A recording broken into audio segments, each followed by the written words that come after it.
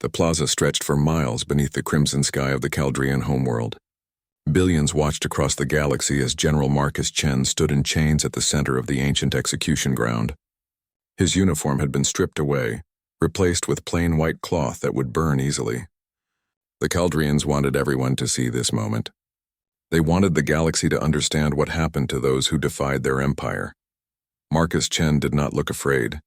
His face remained calm as the Caldrian guards positioned him on the raised platform. Behind him, the towering spires of the Imperial Palace reached toward the red sun. The same palace where the Overlord sat on his throne watching with satisfaction. The same palace that would become a symbol of something very different in the days to come. Admiral Sarah Okonkwo watched from her ship in orbit. Her hands gripped the armrests of her command chair so tightly that her knuckles turned white. They had tried everything to stop this. Diplomacy had failed. Threats had been ignored. The Caldrian Empire believed they were untouchable. They believed that burning a human general would show the galaxy their strength. The broadcast reached every corner of known space. In the Galactic Council chambers, ambassadors shifted uncomfortably in their seats. They had voted against intervention. Some claimed it was an internal matter. Others feared the Caldrian military machine. Most simply did not care enough about one human life to risk war. On Earth, people stopped what they were doing. In homes, offices, and streets, screens showed the same terrible image. Marcus Chen standing alone, surrounded by his enemies. The man who had saved thousands of civilians from Caldrian occupation. The man who had evacuated entire colonies before Caldrian bombardments. The man who had always put others before himself. Ambassador Liu Wei stood in the diplomatic gallery, his face expressionless. He had spent 3 months negotiating for Chen's release. 3 months of carefully chosen words and political maneuvering. The Caldrians had smiled and nodded and made promises. Then they scheduled the execution and invited the galaxy to watch. Overlord Threxan spoke to the cameras in his harsh, clicking language. The translation systems converted his words into hundreds of languages simultaneously. He spoke of justice and law. He spoke of crimes and punishment. He claimed that Marcus Chen had attacked civilian targets and violated sacred Caldrian territory. Every word was a lie and everyone knew it. The truth was simpler. General Chen had stopped the Caldrians from taking 3 colony worlds. He had protected populations that could not protect themselves. He had shown the galaxy that the Caldrian Empire could be resisted. For that they hated him. For that they would make an example of him. The executioners stepped forward. They carried ancient torches that burned with chemical flames. Blue and green fire that would burn hot enough to consume flesh and bone. This was the traditional Caldrian method for the worst criminals. They believed the fire purified the universe of those who defied their natural order. Marcus Chen looked directly at the camera. For just a moment his eyes found the lens. He knew Sarah was watching. He knew all of humanity was watching. He smiled just slightly and spoke his final words.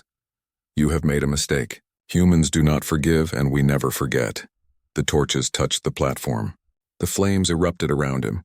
The broadcast continued for another 30 seconds before cutting to the Caldrian symbol of imperial justice. Those 30 seconds showed the galaxy what the Caldrian Empire was capable of, what they did to those who opposed them, what they believed would make others surrender. On Earth there was silence. Then the silence broke. In military headquarters around the solar system, alarms began to sound. Not emergency alarms, activation alarms. Protocols that had been written decades ago, hoping they would never be needed, came online. Every human who had ever worn a uniform received the same message. Every reserve unit was called up. Every shipyard shifted to wartime production. Sarah Okonkwo stood from her chair. Her officers looked to her, waiting for orders. She could see the anger in their eyes. The same anger that burned in her chest. The same cold rage that was spreading across humanity like wildfire. "Send a message to Earth," she said quietly. "Tell them we request permission to withdraw from Caldrian space immediately." Her communications officer looked confused. "Just withdraw, Admiral?" "Yes, we are leaving. All human ships, all human personnel, all human trade. We are done with the Caldrian Empire." She paused. "For now." The withdrawal began within hours. Human vessels across Caldrian space received their orders and began moving toward the borders. Trade ships dumped their cargo and departed. Diplomatic stations were evacuated. Embassy staff packed their belongings and left without explanation. The Caldrians celebrated. Their propaganda networks declared victory. They had shown the weak humans their place. The galaxy would see that the Caldrian Empire could not be challenged. Other species would learn from humanity's humiliation, but some Caldrians were not celebrating. The older generals, the ones who had studied military history, felt a growing unease. They remembered Earth's own history. They remembered what humans did when they were truly angry. They tried to warn the Overlord, but he would not listen. He was too busy enjoying his triumph. On Mars, in the deep military complexes beneath the red sand, scientists activated projects that had been theoretical until now. Weapon systems that pushed the boundaries of known physics, tactical computers that could coordinate fleet movements across light years, technology that humanity had developed quietly, showing the galaxy only what they wanted to be seen. Ambassador Liu Wei submitted his resignation from the Galactic Council. His final speech was short. He simply stated that humanity had placed its faith in galactic law and galactic justice. That faith had been betrayed. Humanity would no longer look to the Council for protection or guidance. From this moment forward, humans would handle their own affairs. The other ambassadors tried to respond, tried to explain, tried to justify their inaction. Liu Wei did not stay to listen. He walked out of the chambers and did not look back. Sarah Okonkwo gathered her command staff in the briefing room. They needed to plan. They needed to organize. Most importantly, they needed to make sure that what came next would be precise and overwhelming. This would not be a war of passion. This would be calculated. Every move planned. Every action measured. General Chen spent his life protecting others, she told them. He showed mercy when he could have shown strength. He chose peace when war would have been easier. The Caldrians mistook that mercy for weakness. She activated the holographic display. It showed the Caldrian Empire's territory. 47 systems, hundreds of worlds, trillions of beings living under Caldrian rule. We are not going to make that mistake, Sarah continued. We are going to show them exactly what human strength looks like. But we will do it the right way. We will be better than them. We will protect the innocent and punish the guilty. We will be what General Chen would have wanted us to be. Her officers nodded. They understood. This was not about random violence. This was about justice. Cold, precise, inevitable justice. Across human space, the mobilization continued.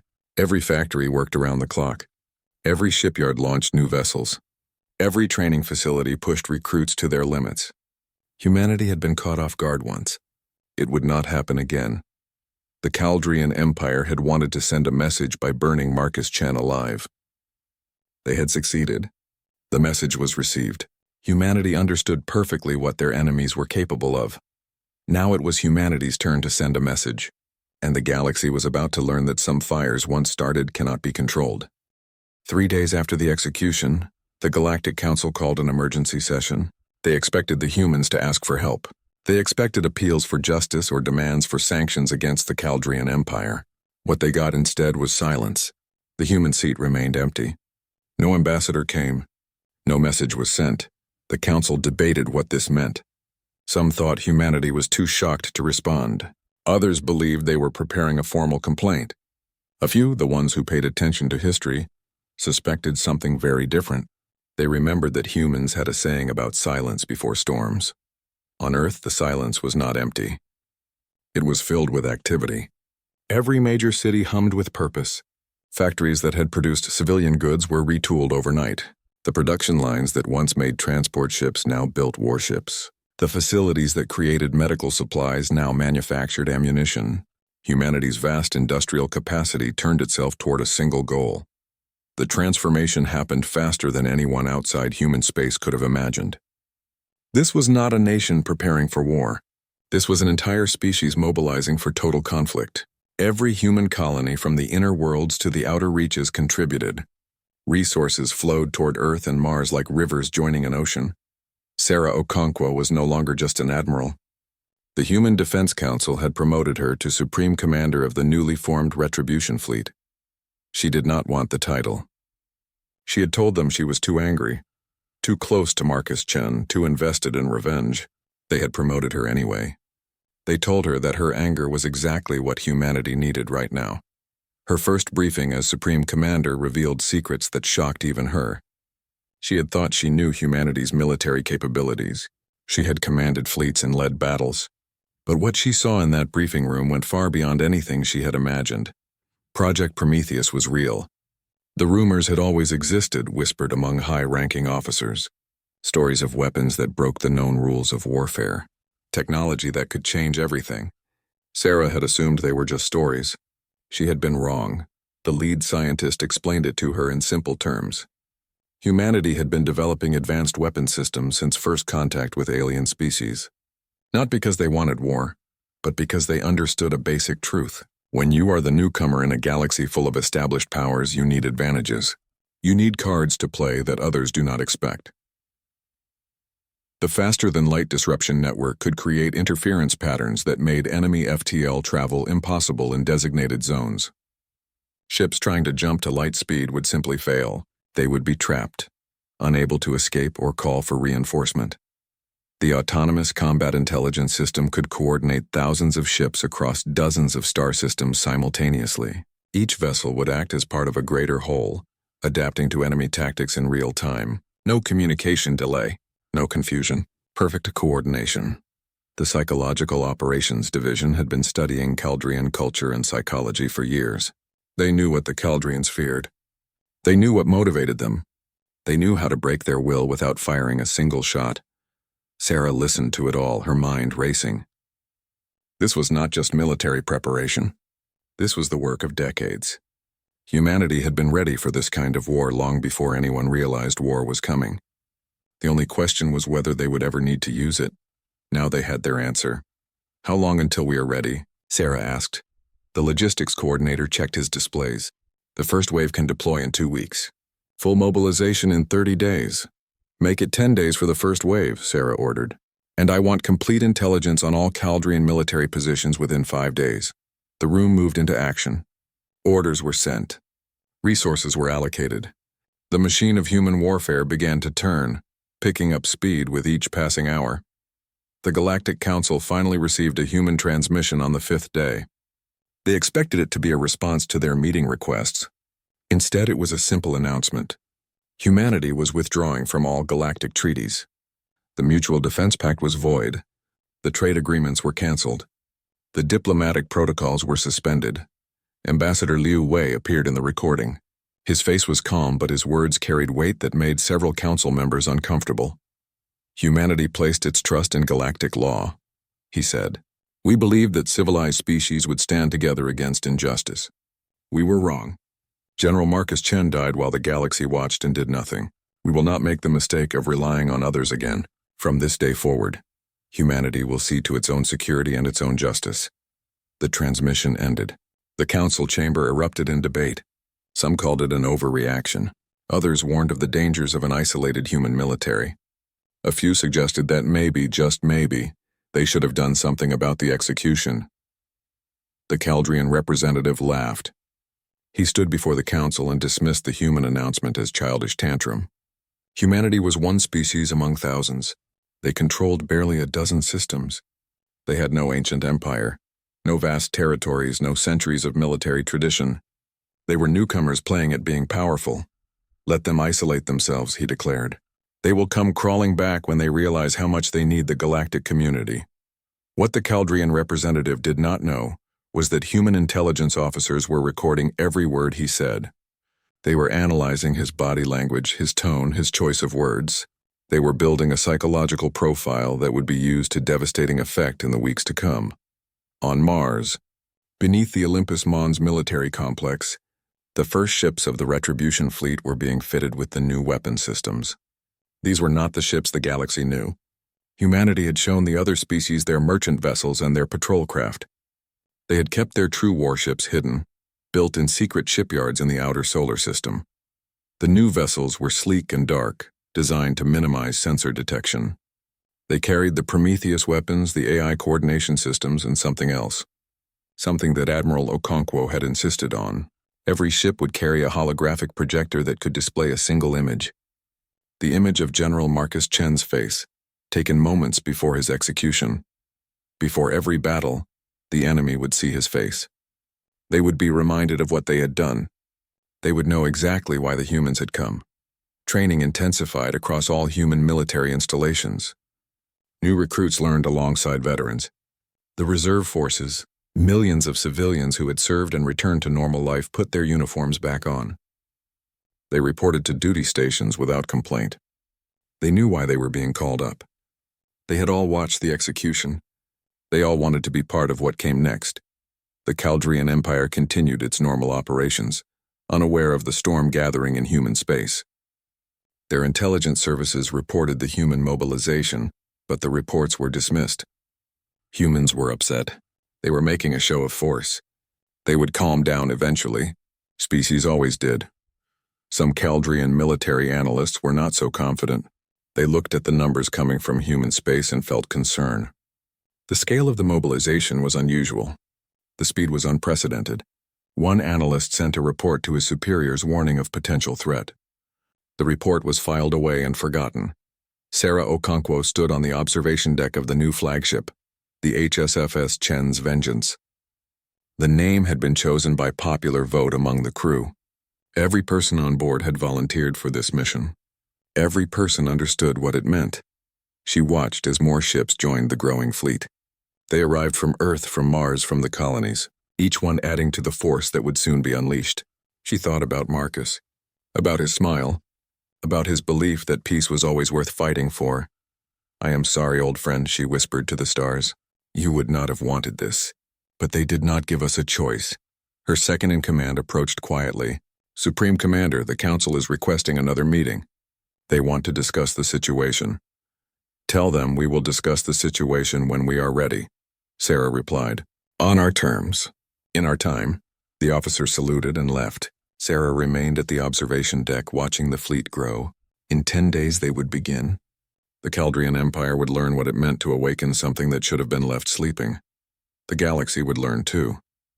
They would learn that humanity's patience had limits, that humanity's mercy was a gift, not a weakness, and most importantly, they would learn that some actions carried consequences that could not be escaped. The awakening had begun, and nothing would ever be the same. The Caldrian military commander at Station Helix 9 was reviewing routine reports when his sensors went dark. Not broken or damaged, just dark, empty screens where moments before had shown the normal traffic of the sector. He stared at the displays, confused, then concerned, then afraid.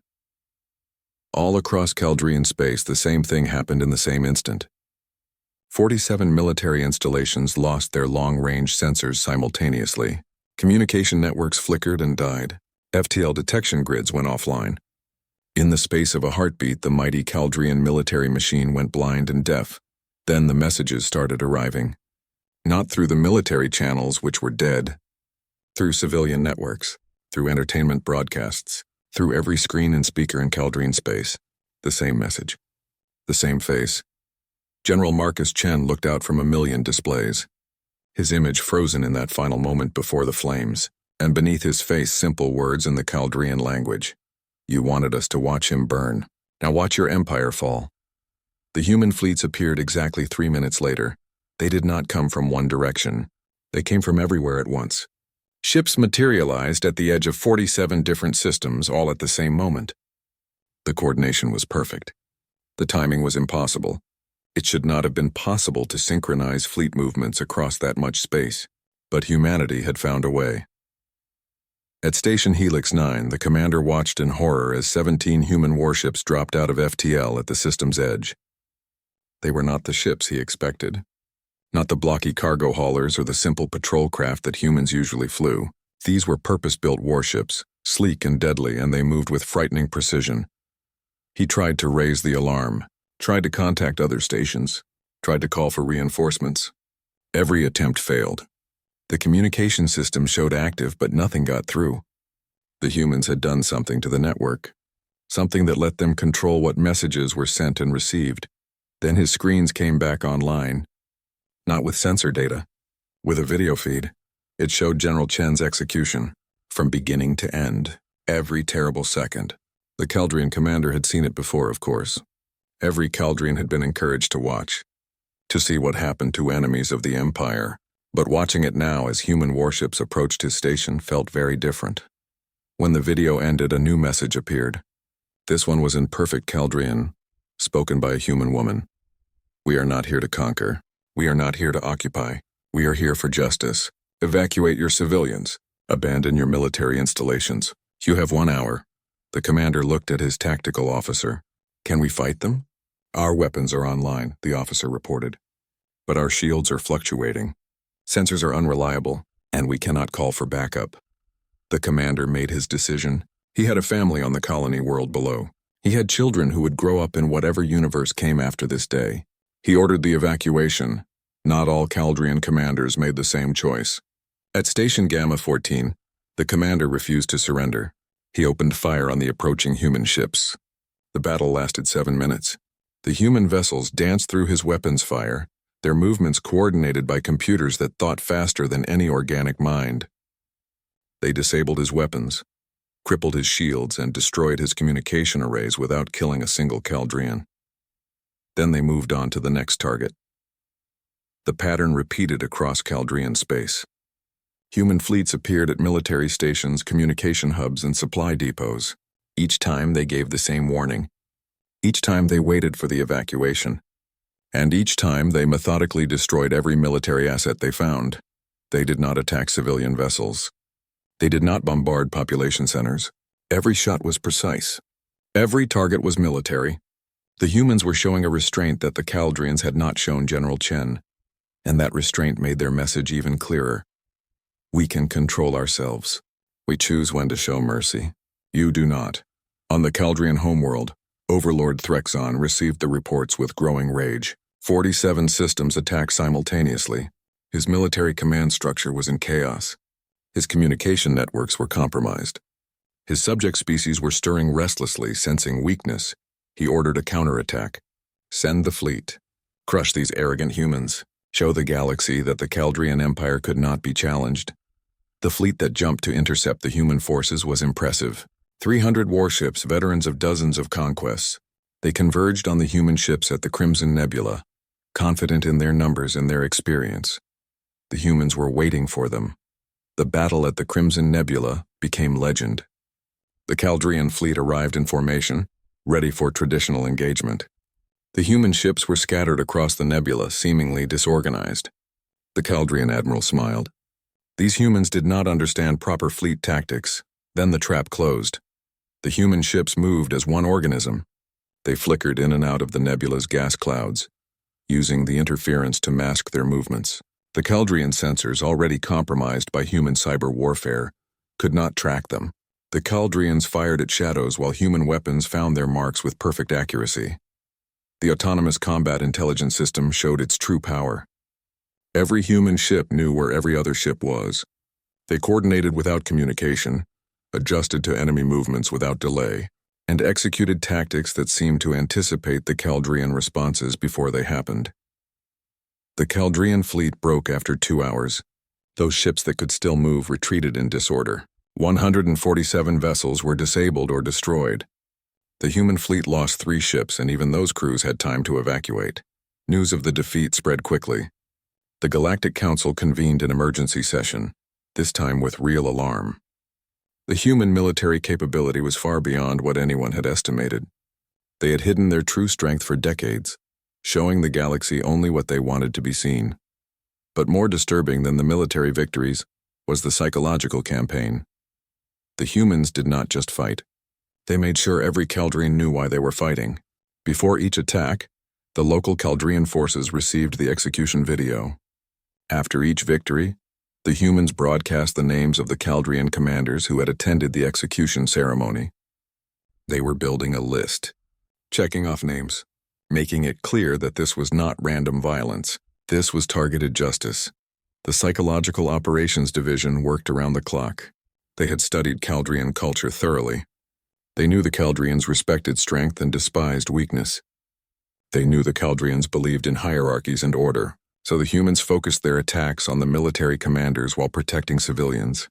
They showed that the Caldrian military was weak, that the command structure was failing, that the Empire could not protect its people. Subject species under Caldrian rule started to rebel. The Trill, who had been enslaved for generations, rose up when human special forces appeared on their worlds.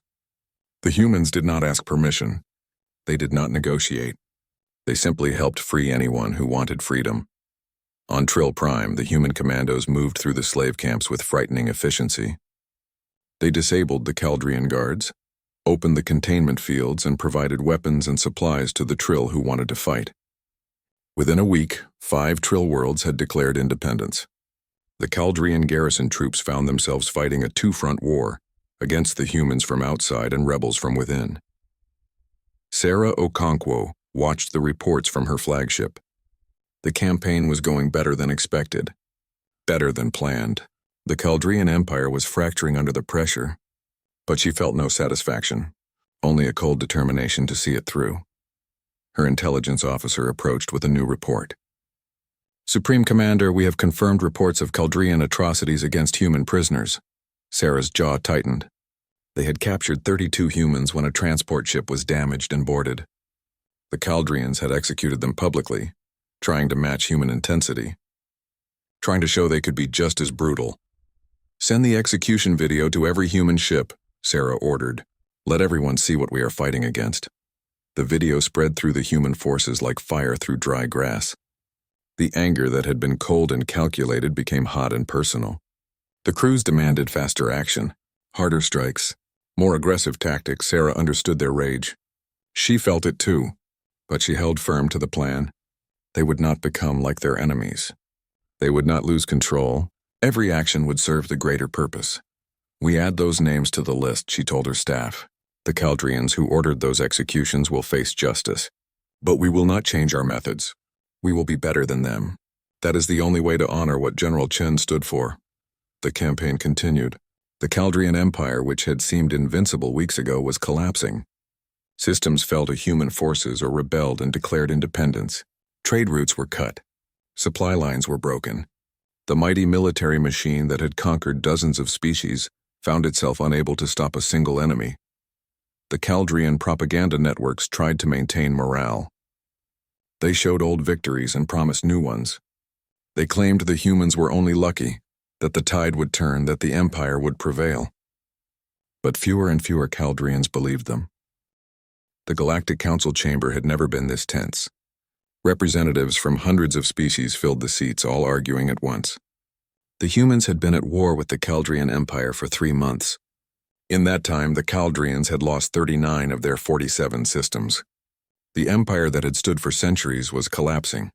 The Council had called this emergency session to demand that humanity stop, to insist on peace talks, to restore the galactic order that was fracturing before their eyes. Ambassador Liu Wei entered the chamber. He had not attended a council session since his resignation, but he had agreed to come for this one. The room fell silent as he walked to the human platform. Every eye watched him. Every species wanted to know what humanity would say. The council requests that humanity cease its military operations against the Caldrian Empire, the council speaker began. We understand your anger over General Chen's death, but this war threatens the stability of the entire region. Liu Wei looked around the chamber.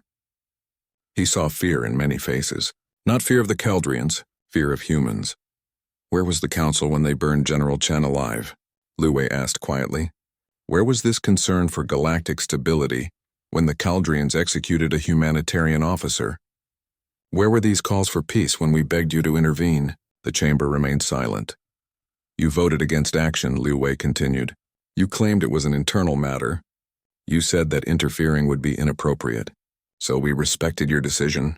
We left it to galactic justice, he paused. And galactic justice did nothing. The council speaker shifted uncomfortably. We understand your grievance, Ambassador. But the scope of this conflict has grown beyond simple justice. You are destabilizing an entire empire. Billions of beings are affected. Billions of beings are being freed, Liu Wei corrected. The Trill are no longer slaves. The Vorsh have their independence. The Qatari colonies are self-governing. Every species that the Caldrians oppressed is now choosing their own future. We are not destabilizing the empire. We are dismantling it. A Caldrian representative stood, his scales flushed with anger. This is terrorism. This is unprovoked aggression against a sovereign state. Liu Wei turned to face him. You executed our general. You broadcast it to the galaxy. You celebrated it. How is that not an act of war? One death does not justify the destruction of an empire.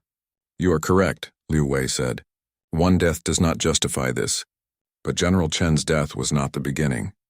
It was the end of our patience. The Caldrians have attacked our colonies, enslaved other species, and spread terror across this region for decades. The Council did nothing. We tried diplomacy. We tried sanctions. We tried every peaceful option. None of them worked. He looked around the chamber again. So now we try something different. We are showing the galaxy what happens when you burn a human general alive and expect no consequences. The debate continued for hours. Some species supported the human position. Others condemned it. A few tried to find middle ground, but nothing changed. The humans had made their decision. They would finish what the Caldrians had started. On the Caldrian homeworld, Overlord Threxon paced in his throne room. Reports covered his desk, all of them bad. His empire was reduced to 8 core systems. His military was shattered. His subject species had rebelled. His allies had abandoned him. His advisors urged surrender. Negotiate with the humans. Accept their terms. Save what could be saved. But Threxon refused to admit defeat. He had one option left. One weapon that could change everything. Deep beneath the Imperial Palace was an ancient vault. Inside it, Caldrian scientists had preserved technology from the old wars. Weapons that their ancestors had built and then locked away. Too dangerous to use but too valuable to destroy. Threxon had ordered the vault opened weeks ago. Now the weapon was being prepared. The Stellar Cascade device could destroy an entire star system. It would trigger a chain reaction in a sun, causing it to expand and consume its planets. The technology was old and unstable, but it still worked. Threxon had tested it on an empty system. The results were exactly as the ancient texts promised. If he could not defeat the humans, he would destroy Earth. Let them win their war. Let them take his empire. But they would pay a price that would haunt them forever. His chief scientist explained the targeting requirements. The device needed time to charge. It needed a clear line to the target system, and once activated, it could not be stopped without physically reaching the control center. How long until we can fire? Threxon demanded. 3 weeks, Overlord. We are installing the power collectors now. Make it 2 weeks. The humans are approaching. We may not have 3 weeks. The scientist bowed and hurried away. Threxon returned to the window. He could see the city below, his people going about their lives, unaware that their overlord was preparing to commit the greatest act of destruction in galactic history. He felt no guilt.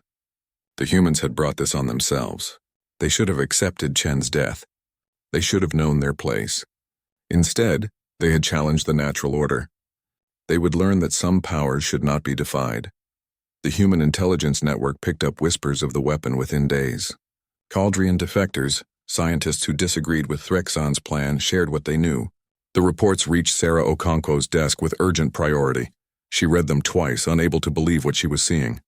Then she called an emergency meeting of her command staff. They are building a star killer, she told them flatly. Targeting Earth, the room erupted. Officers shouted questions, demanded details, called for immediate action. Sarah let them react, then raised her hand for silence. Our sources believe the weapon will be ready in 2 weeks, maybe less. We need to reach the Caldrian homeworld before they can fire it, and we need to capture the control center intact. Her tactical officer studied the star charts. That means a direct assault on Throne of Ashes, their capital, their most heavily defended world. Yes, Sarah confirmed. Supreme Commander, the casualties will be significant. We would be rushing into a prepared defense. This is exactly what they want. Sarah nodded slowly. I know, but we do not have a choice. If they fire that weapon, Earth dies. We have to stop them. The planning began immediately. The human fleet would jump directly to the Caldrian homeworld. No slow approach. No gradual pressure. Just a straight assault on the heart of the Empire. It went against everything the humans had done so far. It abandoned the careful, measured tactics that had worked so well, but there was no other option. Among Sarah's officers, doubt began to grow. They had been fighting for justice, for General Chen, for the principle that actions had consequences. But now they were being asked to risk everything on a desperate gamble. Some wondered if they had pushed too far, if their quest for justice had turned into something darker. Captain James Morrison voiced the concern that others were thinking. Supreme Commander, are we sure about this? We have won. The Caldrian Empire is broken. Maybe we should accept that and negotiate before more people die. Sarah looked at him for a long moment. You think we have gone too far? I think we need to ask ourselves what General Chen would want. Would he want us to risk everything for revenge? This is not revenge, Sarah said quietly. Revenge would have been destroying the Caldrian homeworld in the first week. Revenge would have been doing to them what they did to Marcus. This is justice. And yes, it is hard. Yes, it is costly. But the alternative is letting them keep that weapon, letting them threaten Earth, letting them think they can commit atrocities and face no real consequences. She stood and faced her officers. I have asked myself what Marcus would want. Every day, every decision, and I think he would want us to protect humanity. He would want us to make sure that what happened to him never happens to anyone else. That means finishing this. All of it. The fleet prepared for the final assault. Ship repairs were accelerated. Ammunition was loaded. Crews said their goodbyes to loved ones, knowing that some would not return. Ambassador Liu Wei sent a message to Sarah from the council chambers. The council was preparing a formal condemnation. They would declare the human assault on the Caldrian homeworld to be a war crime. They would impose sanctions. They would isolate humanity completely. Sarah's response was short. Then we will stand alone. We have before. On Earth, people gathered to watch. They knew the fleet was moving. They knew the final battle was coming. In homes and public spaces, they waited for news. Some prayed, some wept. All of them understood that the next few days would determine humanity's future. A young girl asked her mother why the war had to continue. Why could the humans not just stop now? The mother struggled to explain. She talked about justice and principle, about standing up to bullies, about how sometimes doing the right thing was hard and scary. The girl thought about it, then asked another question. Did General Chen have children? The mother checked her tablet. No, he never married. He dedicated his life to protecting others. Then we are his children, the girl said simply. We have to make him proud. The mother hugged her daughter and blinked back tears. The Retribution fleet jumped to light speed, heading for Throne of Ashes. The final battle was about to begin. The human fleet emerged from FTL at the edge of the Caldrian home system. 200 ships carrying the hope and anger of an entire species. They had traveled for 3 days at maximum speed. Now they faced the final obstacle between them and justice. Throne of Ashes hung in space before them, a world of red stone and ancient cities, the seat of Caldrian power for 1,000 years, and somewhere on its surface a weapon that could destroy Earth. The Caldrian defense fleet was waiting. They had recalled every ship they could from across their collapsing empire. Nearly 400 vessels formed a wall between the humans and the planet. It was the largest fleet the Caldrians had assembled in decades. Sarah Okonkwo stood on the bridge of the Chen's Vengeance, studying the tactical display. The odds were not in humanity's favor. The Caldrians had numbers and defensive positions, but the humans had desperation and purpose. Open a channel to the Caldrian fleet, she ordered. The Caldrian admiral appeared on screen. His scales were marked with the symbols of high rank. His expression showed contempt. You should have stayed in your little corner of space, human, he said. Now you will die here.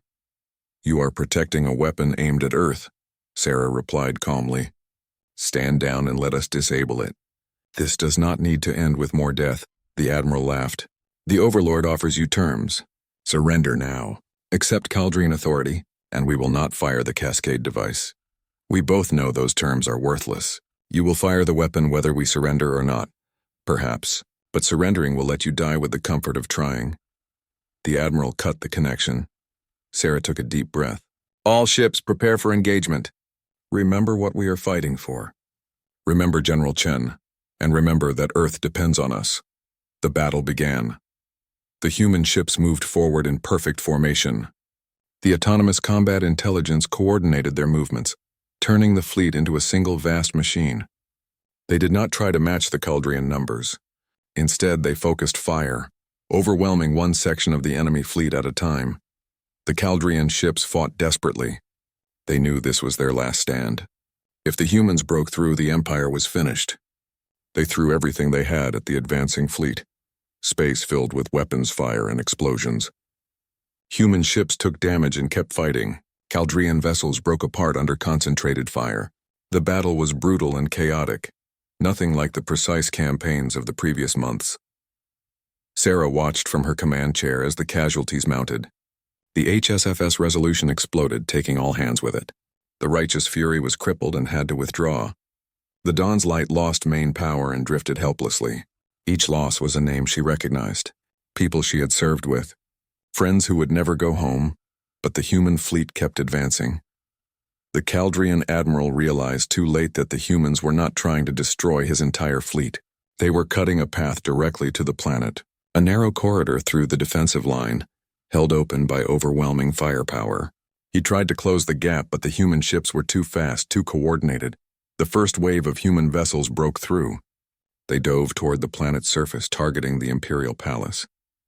The Caldrian ground defenses opened fire, but the human ships had shields designed specifically for atmospheric entry under fire. Sarah's ship was in the first wave. She needed to be on the ground. The weapon control center was inside the palace, and they needed to capture it intact. That meant a ground assault. That meant putting soldiers into the same building where Marcus Chen had died. The landing was hard. Caldrian anti-air weapons tore through the atmosphere. 3 dropships were destroyed before reaching the surface. The rest landed in the palace district under heavy fire. Human soldiers poured out, establishing a perimeter while fighting off Caldrian guards. Sarah jumped from her transport with her command team. The palace loomed above them, an ancient structure of red stone and dark metal. Somewhere inside was the control center. Somewhere inside was Overlord Threxon. The assault teams moved into the palace. They had studied the layout from defector reports. They knew where the control center should be. But the palace was a maze of corridors and chambers, and the Caldrians fought for every meter. The battle in space continued above them. The Caldrian fleet was collapsing, but they were taking many humans with them. Both sides were bleeding. Both sides were running out of ships. It had become a race. Could the humans disable the weapon before the Caldrians destroyed the fleet? Sarah's team fought through the palace halls. Her tactical officer was killed by a hidden defender. Her communications specialist took a hit and had to be left behind with a medic. They kept moving forward because stopping meant failure. They reached the throne room, the same room where General Chen had stood in chains. Sarah felt her anger surge, cold and sharp. She pushed it down. Focus on the mission. Feel everything later. The doors to the control center were sealed, massive barriers designed to withstand assault. The human engineers began working on them while the soldiers held the corridor against Caldrian counterattacks. Then alarms began to sound. The weapon was activating. Sarah's science officer checked his portable scanner. The power collectors are charging. They are going to fire early. We have maybe 10 minutes, and can we disable it from here? Sarah demanded. Not through these doors. We need to get inside. The engineers worked frantically. Cutting torches burned against the metal. Explosives were placed and detonated. The doors held 8 minutes. In orbit, the battle was ending. The last Caldrian warship was destroyed. The human fleet, reduced to fewer than 70 ships, turned their weapons toward the planet. But they could not fire on the palace. Not while Sarah's team was inside. 7 minutes. The doors finally gave way. The human soldiers poured into the control center. Caldrian technicians scattered or fought. The room was massive, filled with ancient machinery and modern computers. At the center, a holographic display showed Earth, targeted and locked. 6 minutes. Sarah saw him then. Overlord Threxon stood at the main control station. His claws rested on the activation panel. He smiled when he saw her. Too late, human. Even if you kill me now, the weapon will fire. Earth will burn just as your general burned. Sarah raised her weapon. Every instinct screamed at her to pull the trigger. To end him. To deliver the justice that Marcus deserved. But she lowered the gun. You want me to kill you, she said quietly. You want to die a martyr. To be remembered as the overlord who made the humans pay. She turned to her team. Find the abort sequence. Shut it down. Threxon laughed. There is no abort. Once activated, only the codes can stop it. Codes that I will never give you. 4 minutes. A Caldrian scientist stepped forward from the corner. One of the defectors who had warned the humans about the weapon. He spoke quickly in his native language. Sarah's translator converted his words. I know a way. The old safety systems. They were built into the original design but never removed. But we would need to access the core physically. Where? Sarah demanded. The scientist pointed to a sealed chamber at the back of the room. In there. But it is locked. The Overlord has the only key. Sarah looked at Threxon. He was still smiling. 3 minutes. Take him, Sarah ordered. Her soldiers grabbed the overlord and dragged him toward the sealed chamber. He struggled but could not break free. You cannot force me to open it, he said, and you do not have time to break through. Sarah pressed her gun against the door panel. The key is biometric. Requires his handprint and retinal scan. 2 minutes. Her soldiers forced Threxan's hand against the scanner. He kept his eyes closed, refusing the retinal scan, refusing to cooperate. The smile never left his face. Earth dies, he whispered. And I win. 1 minute. Sarah made a decision. She grabbed his head, forced his eyes open, and pressed his face against the scanner. The door unsealed. The scientist rushed inside. The core, Sarah called after him. How do we shut it down? Physical disconnect. Pull the central power coupling. 40 seconds. The scientist's hands flew over the ancient machinery. He found the coupling, a massive cylinder of crystal and metal. He tried to pull it free. It did not move. 30 seconds. Sarah and her soldiers joined him. They all pulled together. The coupling began to slide. Too slowly. 20 seconds. Break it, Sarah shouted. They took rifles and smashed them against the crystal. Cracks appeared. 10 seconds. The crystal shattered. The coupling broke free. The machinery went dark. The holographic display flickered and died. The control center fell silent except for the heavy breathing of the humans. Sarah checked with her science officer. Weapon status? Deactivated. The cascade sequence stopped. Earth is safe. Sarah felt her legs go weak. They had done it. Against all odds, through all the fire and death, they had saved their homeworld. Threxan was no longer smiling. He stood between the guards, understanding that he had lost everything. His empire was gone. His weapon was disabled, and he was captured. What now, human? He asked. Will you execute me? Burn me as I burned your general? Sarah looked at him for a long moment. She thought about Marcus, about his belief in justice over revenge, about his faith that doing things the right way mattered. No, she said finally. You will stand trial. A real trial with real justice. You will answer for your crimes, and the galaxy will see that humans are better than you.